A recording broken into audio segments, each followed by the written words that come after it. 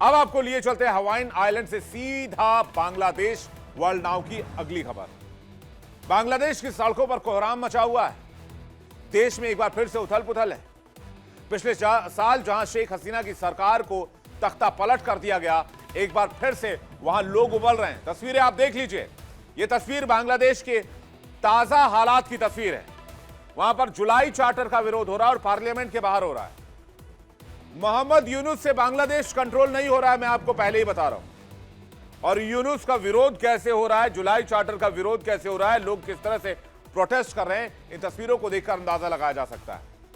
अब आपको कुछ हंगामों की तस्वीर, आगजनी की तस्वीर भी दिखाते हैं कि वहां की सड़क पर किस तरह से हंगामे और जो है उथल पुथल देखी जा रही है। ये देखिए तस्वीर, किस तरह से इस बिल्डिंग को आग के हवाले कर दिया गया है बांग्लादेश में। मोहम्मद यूनुस दावा कर रहा था कि उसने बांग्लादेश को कंट्रोल कर लिया है, लेकिन बांग्लादेश में कुछ भी कंट्रोल नहीं है। यूनुस के बस के बात कुछ है ही नहीं। यूनुस ने बांग्लादेश को सिर्फ तबाही, बर्बादी और आर्थिक कंगाली दी है। मोहम्मद यूनुस की अंतरिम सरकार के खिलाफ वहां के लोग सड़क पर उतर आए हैं और यह तस्वीर आप देख लीजिए। ये कोई एक दो लोग नहीं है। राजधानी ढाका में संसद भवन के बाहर पुलिस और प्रदर्शनकारियों के बीच झड़प हो गई, जहां जेंजी बड़ी संख्या में पार्लियामेंट के बाहर पहुंच गए और आर्मी उतारनी पड़ी मुनीर को, इस भीड़ को, इस प्रोटेस्ट को कंट्रोल करने के लिए। बता दें आपको कि बांग्लादेश में जो पाकिस्तान के कंट्रोल में चल रहा है इन दिनों, आईएसआई के इशारे पर चल रहा है, मुनीर के इशारे पर चल रहा है, वहां यूनुस के इशारे पर इस प्रोटेस्ट को दबाने की कोशिश की जा रही है, जो अंतरिम सरकार का हेड माना जा रहा है। ढाका की सड़कों पर हजारों प्रदर्शनकारी उतर आए, जिनमें ज्यादातर जेंजी हैं और ये वही लोग हैं जिन्होंने पिछले साल शेख हसीना की सरकार को हटाकर वहां पर यूनुस की सरकार लाई, कार्यवाहक सरकार लाई। लेकिन यूनुस आईएसआई के कंट्रोल में, यूनुस मुनीर के कंट्रोल में।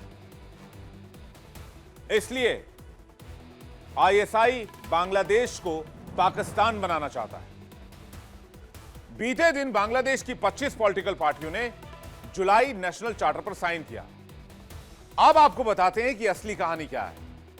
इस चार्टर को रिफॉर्म रोडमैप बताकर शेख हसीना की आवामी लीग को फासिस्ट करार देने की साजिश की जा रही है। और इस पूरी साजिश में सरदार की भूमिका में चीफ एडवाइजर मोहम्मद यूनुस है, जो आसिम मुनीर के कंट्रोल में, आईएसआई के कंट्रोल में, जिन्होंने इस कवायद को ट्यून ऑफ यूनिटी गाना बताया है। यानी सिर्फ और सिर्फ यूनुस की सरकार रहेगी, बाकी किसी भी पार्टी को वहां जगह नहीं दी जाएगी, बाकी पार्टी को फासिस्ट करार दिया जाएगा। यही वजह है कि बांग्लादेश में माहौल गर्मा गया है और मुनीर और यूनुस की जो यारी है, यह बांग्लादेशियों पर भारी पड़ रही है। प्रदर्शन के दौरान पुलिस और प्रदर्शनकारियों में महाभिड़ंत हो गई, जिसकी तस्वीर इस वक्त आप देख रहे हैं। सुरक्षा बलों ने भीड़ को तितर बितर करने के लिए आंसू गैस के गोले दागे, लाठियां चलाई।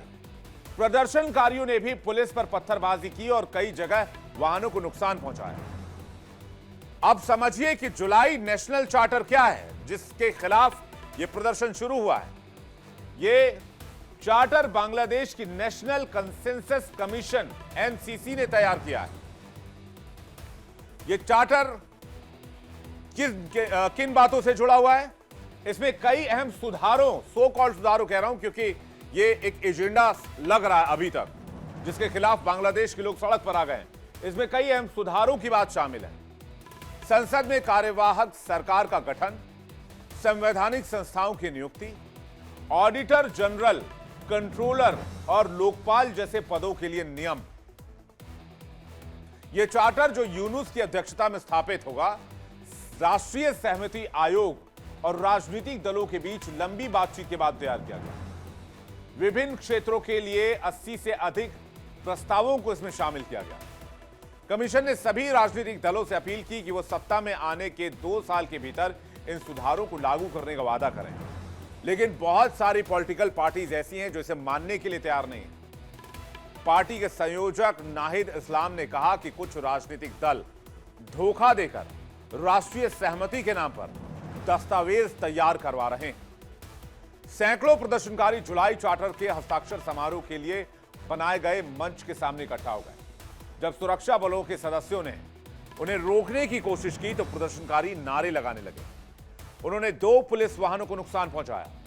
अस्थायी स्वागत कक्ष और अस्थायी नियंत्रण कक्ष और सांसद भवन के सामने बनाए गए फर्नीचर को आग के हवाले कर दिया। वहां आगजनी शुरू कर दी, हिंसा शुरू कर दी।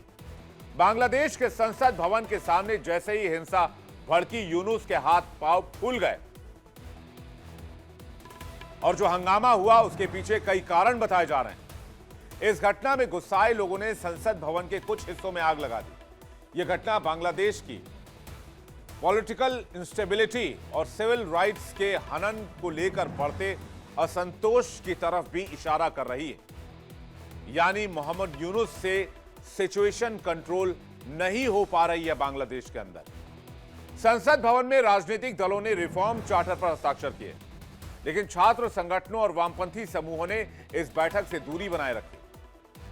अब यूनुस ने ढाका में आर्मी उतार दी और संसद के इलाके में धारा 144 लगा दी गई।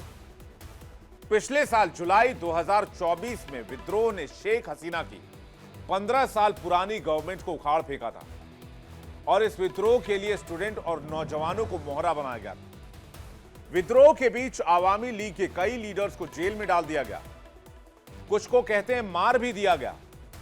कुछ लीडर्स जान बचाने के लिए फरार हो गए और इस आग की लपटें शेख हसीना तक पहुंचती इससे पहले शेख हसीना वहां से निकल गई और भारत ने उन्हें शरण दिया।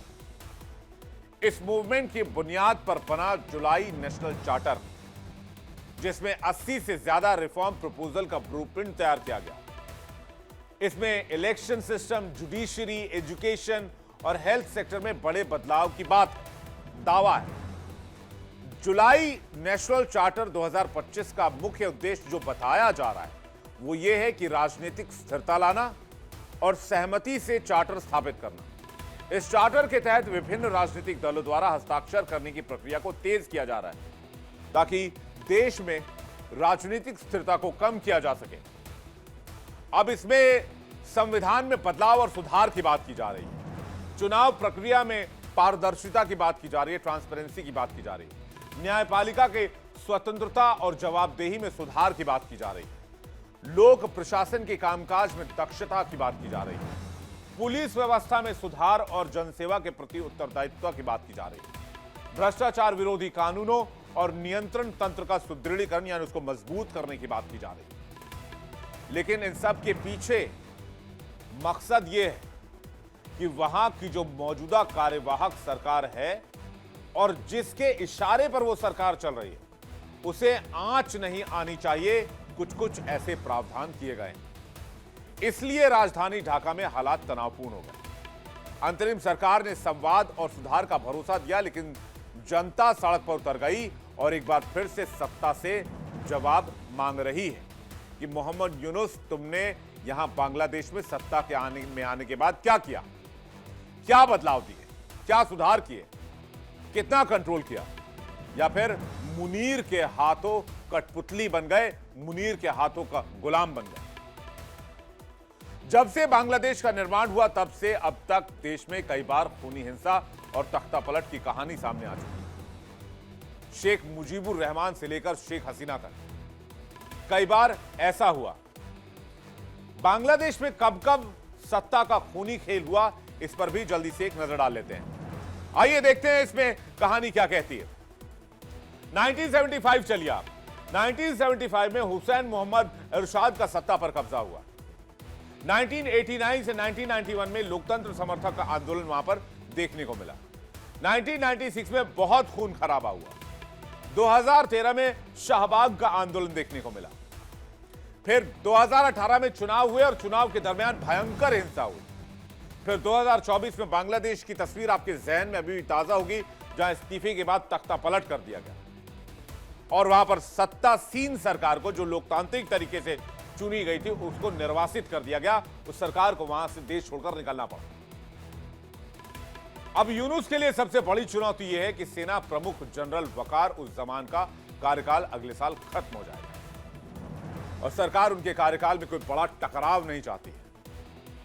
लेकिन हालात अब कंट्रोल से बाहर होते जा रहे हैं और फरवरी का चुनाव भी फिलहाल अधर में अटका हुआ नजर आ रहा है। यह सारी कवायद ही इसलिए है कि किसी तरह से चुनाव को टाल दिया जाए और यूनुस वहां की सत्ता में बना रहे, जिससे कि अमेरिका और पाकिस्तान का कंट्रोल बांग्लादेश के ऊपर चलता रहे।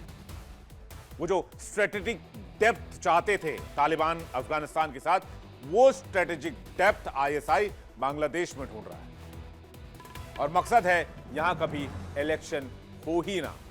इसलिए ऐसे प्रावधान कर दो जिससे जनता भड़क जाए और उसके बाद बांग्लादेश में सिचुएशन ठीक करने के नाम पर सरकार फिर साल 2 साल कार्यवाहक सरकार खिंच जाए।